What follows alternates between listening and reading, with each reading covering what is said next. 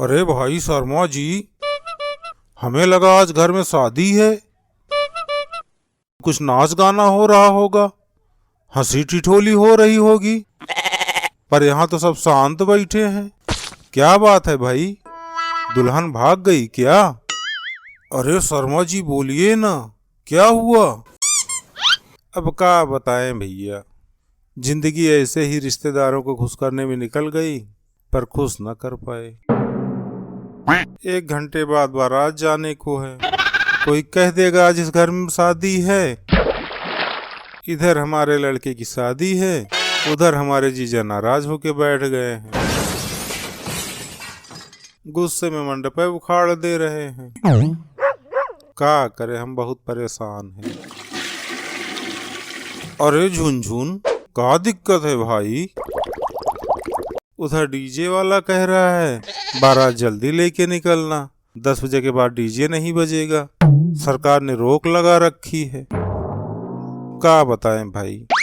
अरे यार शर्मा जी, शादी ब्याह में तो ये सब दिक्कतें लगी ही रहती हैं। सर हमारे फूफा जी मुंह फुला के बैठ गए हैं, कह रहे हैं हमारी रिश्तेदारी पुरानी हो गई इसलिए हमको कम वैल्यू मिलती है। जब हमारे पिताजी रहते थे तो उनको सिर पे लिए फिरते थे। अरे फूफा जी, आप भी कह रहे हैं हम अपनी ससुराल वालों को ज्यादा वैल्यू देते हैं। अब बताओ क्या करें, हम अपनी बीवी से दुश्मनी मोल ले लें? अब उसके अगर हम मायके वालों की वैल्यू थोड़ा कम कर दें, साली यहाँ हमारी खुद की वैल्यू जो है शेयर मार्केट की तरह लुढ़क जाती है। क्या करें हम? हमारे फूफा जी इस बात को समझते ही नहीं है। साली चल कहाँ रही है हमारी इस घर में, सब अपने अपने मन का किए पड़े हैं। उसी तरह हमारा लंगड़ा भी है, वो देखो कैसे लेटा है, बकलोल की तरह मुंह लिए हुए। 1 लाख की शेरवानी लेके आया है, कभी 2 पैसे कमाए नहीं और 1 लाख की शेरवानी पहनेगा। अरे मेरी तो पतलून ढीली हो गई इसके चक्कर में। 30,000 में घोड़ी वाला मिल रहा था तो 1 लाख की बग्घी करके आया है। कह रहा सब बग्घी देखते हैं, खुद की शकल उल्लू जैसी है, सब बग्घी ही देखेंगे। लड़की वालों से थोड़ा बहुत रुपये मिल सकता था, वो भी नहीं मिला, लव मैरिज कर लिया।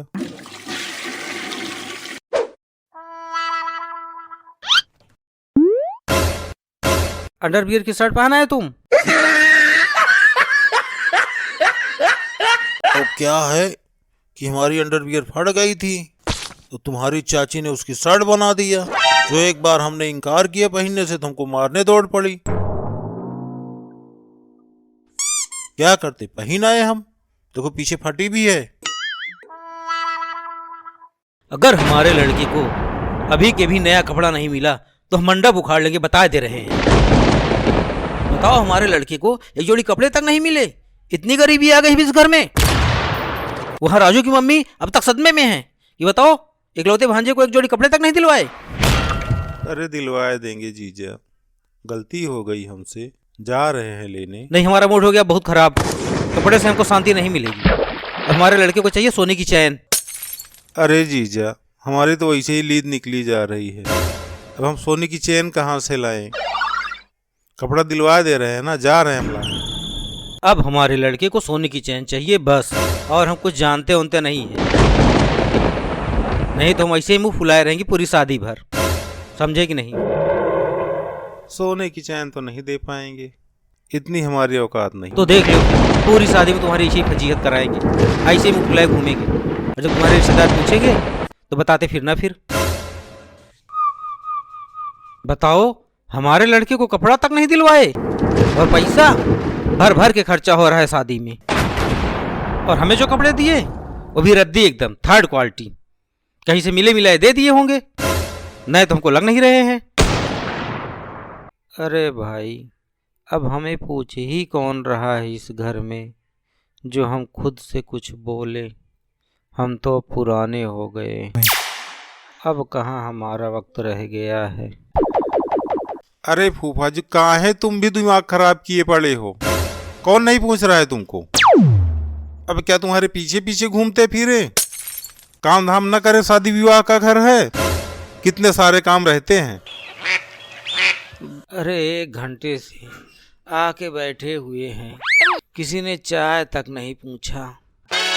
तुम्हारा अगर साला आया होता तो अब तक भर भर के चाय नाश्ता तुमने रखवा दिया होता।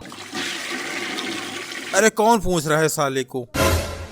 मेरे भैया की बुराई कर रहे हो हैं? कौन कर रहा है बुराई? सक्सेना जी से पूछ लो। अरे नहीं भाभी जी, वो तो तारीफ कर रहे थे। तुम अपने दांत ना दिखाया करो, जब देखो तब ही। जैसे मैं जानती नहीं हूँ, मेरे भैया के नाम पे इनकी फटने लगती है। मेरे भैया की अगर बुराई की ना तो बताओगी तुमको, आग लगा दूंगी इस घर में, और तुमको भी, समझे? हैं? यहाँ हर रिश्तेदार मेरे भैया के ही पीछे पड़ा रहता है। सोने की चैन मांग रहे हैं। कौन मांग रहा है चैन? हैं? सर्वेश मांग रहे हैं अपने लड़के के लिए। हम ब्यूटी पार्लर जा रहे हैं, और लौट के आने तक अगर बारात की तैयारी नहीं हुई ना, तब बताऊंगी मैं तुम्हें। सुबह से काम कर करके मरे जा रहे हैं, ब्यूटी पार्लर भी ना जाए, और इनको सोने की चैन चाहिए। भाभी जी गुस्से में कितनी प्यारी लगती हैं, बिल्कुल लाल हो जाती हैं। सबको अपनी अपनी पड़ी है, हमारी तो किसी को चिंता ही नहीं है। हमको तो सब मंदिर का घंटा समझते हैं, जिसकी मर्जी होती है बजा के चला जाता है। तुम बीवी के गुलाम पैदा हुए इस घर में। हमारे पिताजी हमारे कितनी इज्जत किया करते थे बेचारे, लेकिन अब हमारा वक्त ही कहाँ रहा। अरे फूफा जी, तुमको कौन नहीं पूछ रहा है, कैसे पूछा जाए? पूरी शादी निकल गई, हमसे किसी ने कुछ पूछा? जेवर कहाँ से लिए जाए, कपड़े कहाँ से लिए जाए, किस किस को क्या दिया जाए, किसी ने कुछ पूछा? क्या तय किया? चैन देर होगी नहीं? अरे चैन कहाँ से लाएं? अपने आप को गिरवी रख दे क्या? चलो ले चलो, हमें रख दो गिरवी और ले लो तुम भी चैन। तुम्हारे पास दिल ही नहीं देने का, दिल छोड़ो, मन ही नहीं है देने का, इसलिए इतनी बहानेबाजी कर रहे हो, ड्रामेबाजी कर रहे हो कि गिरवी रख दो, ये कर दो, वो कर दो। तुमने मेरे लड़के को कपड़े क्यों नहीं दिलवाए? बोलो, जवाब चाहिए स्पष्ट, मेरे पास इतना टाइम नहीं, बताओ तुरंत। अरे दिलवाने वाले थे, कौन कह रहा है नहीं देते? देते। कब देते? जब बारात निकल जाती तब, शादी बीत जाने के बाद? और ये बताओ, तुमने अपने साले के लड़के के लिए सूट दिया है, क्यों? बोलो। हैं? किसने बताया? हमें क्या पता नहीं है क्या? ऐसी बातें छुपती थोड़ी हैं, सबको पता चल जाती हैं। हमें तो ऐसी ऐसी बातें पता है जो हम बोल भी नहीं सकते, और ना बोले तो ही अच्छा है, खाली अपने मुंह अपनी बेइज्जती खुद ही करवाएं। हमारा तो अब कोई कद्र ही नहीं रहा इस घर में, कोई पूछता ही नहीं है। हमारा अब कहाँ वक्त रह गया, बूढ़े हो गए हम।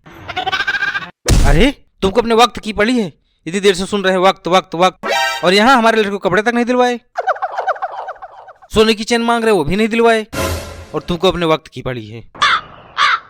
तुम्हारे साले ने तो तुमको खूब बैलू दी, और यहाँ हमारे साले हमारे लड़के को कपड़े तक नहीं दे पा रहे हैं। हमारा दिमाग है बहुत खराब, हम बता रहे हैं, जाए के अभी के अभी मंडप उखाड़ देंगे, मैं भी उखाड़ देंगे। क्या सोचे? आखिरी बार पूछ रहे हैं, चैन देर होगी नहीं? अरे चैन तो नहीं है हमारे पास। चैन नहीं दे रहे हो तुम? तो हम मंडप उखाड़ ले रहे हैं। हाँ उखाड़ लो, मंडप उखाड़ लो, कर लो अपने मन की, ना होने दो हमारे लड़की की शादी। ऐसा कर रहे हैं, हम ही मंडप उखाड़ ले रहे हैं।